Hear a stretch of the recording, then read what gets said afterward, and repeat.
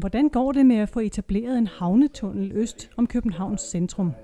Det blev diskuteret på Folkemødet på Bornholm 2016. Trafikken er tæt i indre København, og der er brug for en gennemgribende løsning. Det er et spændende trafikalt projekt, det vi kalder en bypass-operation i København, hvor man kan lede noget af den gennemkørende trafik udenom byen.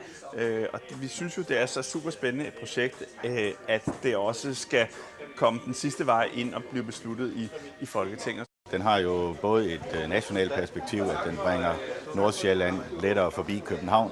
Den har et mere regionalt perspektiv, hvor den også hjælper på ringvejene rundt omkring København, og så har et meget lokalt perspektiv, hvor den kan hjælpe Københavns centrum.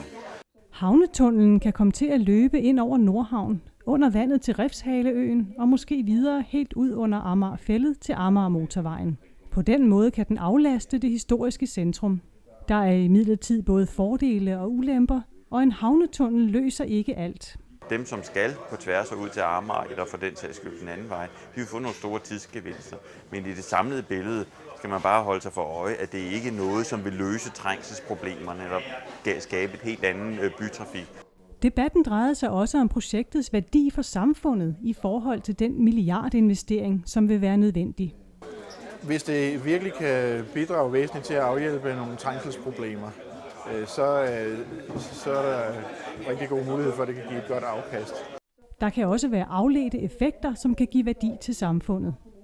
I debattens anden del kom politikerne på banen og diskuterede grundværdistigninger, byudvikling, risici og finansiering. Det vigtigste var at se, at der fra politisk side, både fra pensionskasser og politisk niveau, fra Christiansborg til Rådhuset, var en enighed om, at en havnetunnel er noget, der skal undersøges til bunds. Finansiering var et af de store spørgsmål. En mulighed kunne være at inddrage private investorer, eksempelvis pensionskasserne, som var repræsenteret af HK's forbundsformand, Kim Simonsen. Hvor risikovillige er vi? Jamen, det er jo, hvad mulighederne bliver i forhold til at lave en forrentning på det bagefter. Parterne var enige om, at der skulle flere tal på bordet, men de ville gerne tale mere om mulighederne for et offentligt-privat samarbejde.